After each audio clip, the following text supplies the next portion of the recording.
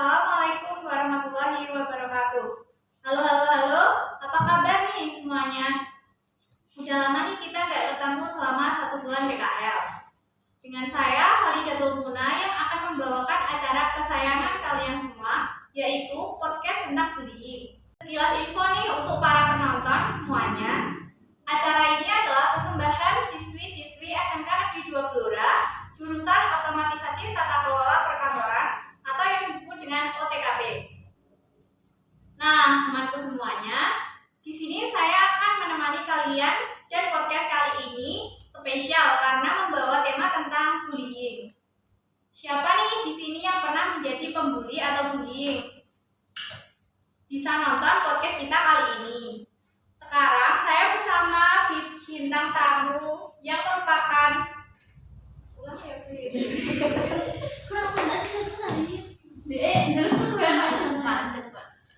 Sekarang saya bersama bintang tamu yang merupakan guru bimbingan konseling SMK Negeri 2 Blora, yaitu Bu Tania.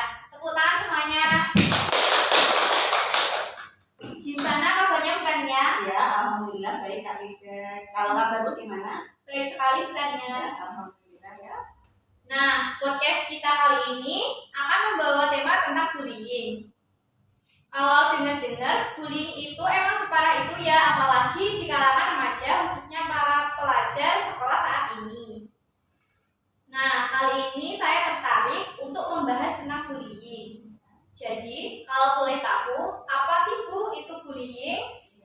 Kalau sepengetahuan saya ya Bu, bullying itu kayak ditampar, dikata-katain, itu kan yang termasuk bullying ya Bu? Iya. Jadi benar yang kamu sampaikan. Jadi bullying menurut saya itu sebuah penindasan atau perilaku di mana perbuatan yang membuat tidak nyaman atau bahkan menyakiti seseorang. Ya, itu dilakukan secara terus-menerus seperti itu. Nah, kalau macam-macam bullying itu ada apa saja sih Bu? Kalau macam-macam bullying itu ada bullying verbal. Verbal itu bahasa ya berarti. Mereka membuli dengan cara mengata-ngatai misalnya. Mengejek misalnya. Mengejek teman yang nilainya tidak bagus. Iya. Kemudian mungkin diajak, oh kamu kok kulitnya hitam. Nah, seperti itu termasuk bullying verbal. Kemudian jenis yang kedua itu bullying fisik. Ya. Jadi dengan melakukan kontak fisik bullyingnya, misalnya mendorong, meludahi, terus melempari sesuatu. Nah, itu termasuk bentuk bullying secara fisik. Kemudian yang selanjutnya adalah macam cyberbullying. Ya, itu di media sosial. Ya, jadi bentuk bullyingnya adalah melalui media sosial, misalnya di Facebook, di IG, di WA, itu dengan mereka mengejek atau berkomentar dengan kata-kata yang tidak baik seperti itu. Kemudian ada lagi sexual bullying, ya, itu atau pelecehan seksual. Itu kan yang lagi marak-maraknya pada iya, mungkin banyak kasus yang terjadi tentang pelecehan seksual. Ya. Itu ya Mbak, macam-macam bullying. Terus apakah memanggil dengan nama ejekan sudah termasuk bullying Bu? Iya, jelas tadi saya sudah menyebutkan mengejek atau memanggil dengan nama ejekan, ya itu kan termasuk yang verbal. Jadi kalau kita memanggil teman kita dengan ejekan, nama panggilan yang kurang baik, itu sudah termasuk bullying. Apakah yang menyebabkan seseorang melakukan bullying ke orang lain? Penyebab seseorang melakukan bullying ya, bisa jadi yang pertama adalah karena dia tidak memiliki kontrol diri, ya. Dia itu ya emosional, dia belum bisa mengelola dirinya, ya, terutama di emosinya. Nah, dia itu mungkin juga karena dia sebenarnya dulu pernah menjadi korban bullying. Iya, akhirnya kayak balas dendam gitu. Jadi sebelum dia diserang lagi, dia menyerang dulu. Jadi mengantisipasi dulu ya. Jadi dia lebih menyerang orang lain dulu. Selain itu penyebabnya itu karena mungkin dari keluarga. Kadang latar belakang keluarga itu juga mempengaruhi. Mungkin pola asuh dari orang tua yang tidak tepat, mungkin karena ada masalah jadi membuat dia seperti itu. Selain itu juga mungkin dia merasa dia yang paling hebat, Nggak mau kalah sama. iya, tidak mau kalah sama orang lain. Dia merasa misalnya paling cantik, paling ganteng, mungkin merasa paling kaya. Nah akhirnya dia menindas orang lain. Itu beberapa faktor yang menyebabkan orang membuli orang lain. Nah, seterusnya, apakah kita harus menceritakan ke orang tua atau guru setelah mendapat bullying di sekolah atau tempat umum? Ya, kalau kita dibully, kalau memang itu sudah tingkatannya tinggi, lebih baik kita langsung menceritakan ke orang tua, ya, atau guru. Kalau misalnya nih sekedar misalnya baru levelnya rendah, misalnya dipanggil dengan nama ejekan, itu kan masih kategori yang rendah ya kalau menurut saya. Jadi tidak perlu ke orang tua dulu, tapi itu misalnya terjadi di sekolah, kita lapor dulu ke guru supaya mendapat binaan dari guru BK, dari wali kelas atau guru program studi. Kalau memang bullyingnya sudah parah, barulah ayo ke orang tua juga diceritakan. Tapi kalau memang si anak ini kalau memang dia suka sharing kepada orang tua, ya nggak apa-apa, silahkan diceritakan. Tapi kalau bisa itu masalah di sekolah, kalau memang masih bisa ditangani pihak sekolah, ya jangan ke orang tua dulu. Nah, haruskah kita membalas bullying dengan bullying juga? Tidak perlu kita membalas dengan bullying. Kalau kita pernah dibully, ya pernah dibully sama teman kita atau orang lain, ya biarkan saja. Kita tegur, kita yang penting kita bentengi diri kita sendiri. Kita mental kita harus kuat menghadapi penindasan itu. Ya, kita harus kuat. Kita tidak perlu membalas. Semua yang kita lakukan itu bakal ada balasan dari Allah, dari Tuhan kita. Jadi kalau kita membalas dia dengan bullying lagi, ya sama aja dong kita dengan dia yang suka menindas. Malah nanti efeknya semakin tidak baik. Jadi tidak perlu membalas. Menurut Tania, sikap apa yang harus kita lakukan terhadap seorang yang pernah membuli kita? Nah, kalau kita pernah dibully, otomatis kita kan sakit hati. Ya, sakit hati. Kalau memang hati kita masih kuat, kita bisa memaafkan, ya sudah, kita kalau ketemu ya biasa aja.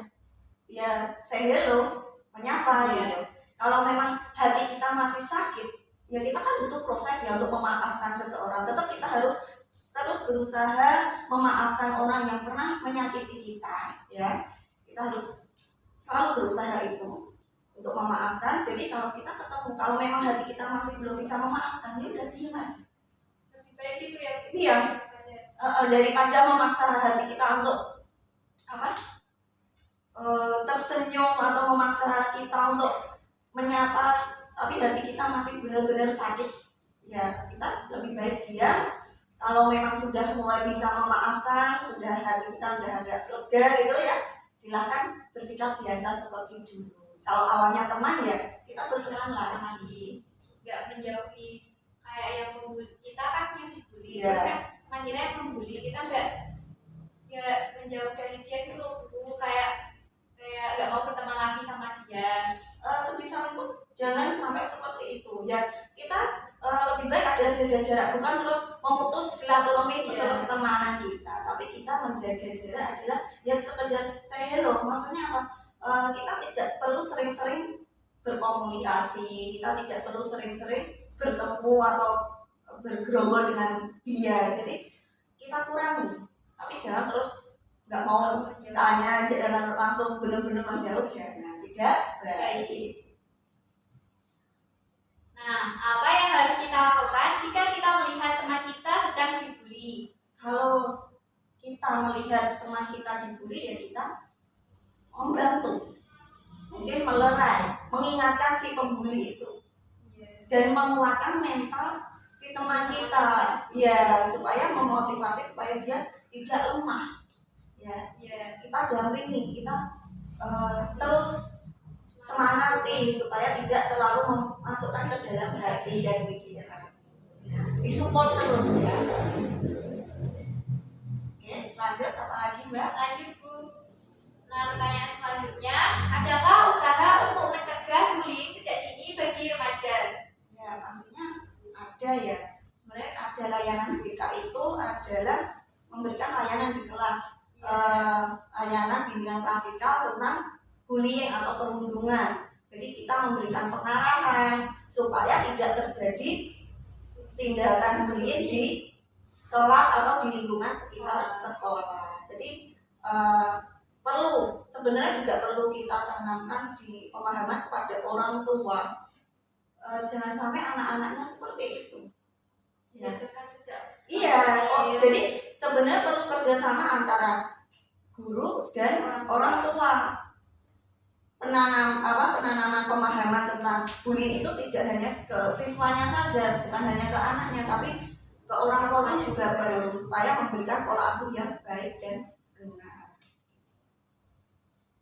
Benarkah kasus bullying berdampak pada kesehatan mental Bu? Iya, jelas. Bullying itu tetap akan berdampak pada mental kita, ya. Kalau kita dibully kan kita sakit hati, kadang sampai nggak doyan makan, nggak bisa tidur, ya kan, terus overthinking, mikir, bahkan sampai ada yang sakit ya. Itu kan lama-lama merusak kesehatan mental kita. Kita bisa jadi minder, misalnya, kamu kok punya tai lalat di sini misalnya, atau kamu kok kulitnya hitam, kamu kurus deh gitu, kok tinggal kulit aja nih, itu kan membuat kita minder, nggak percaya diri, itu kan sakit. Nah, kalau sakit hati terus-terusan, otomatis mental kita akan berkurang kesehatannya seperti itu. Jadi jangan sampai kita membuli orang lain karena itu berdampak ke kesehatan mentalnya. Dan kita jangan jadi pembuli. Iya, kita jangan sampai jadi pembuli. Dan bagi kita yang mungkin suatu saat dibully, kita harus punya mental yang kuat untuk menghadapi itu. Itu ya, biar hati dan mental kita tetap terjaga kesehatannya. Itu Mbak Rida. Ya Bu, terima kasih ya Bu atas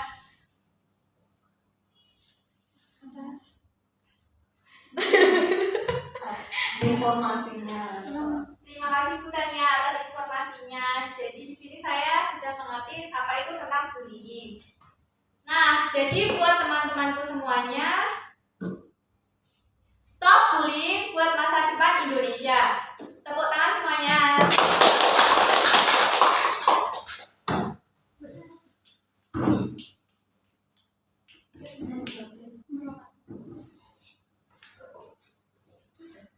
Ini mau ditambah pandut. Oh gitu. Oke. Sekian podcast kita kali ini. Mohon maaf bila ada kesalahan.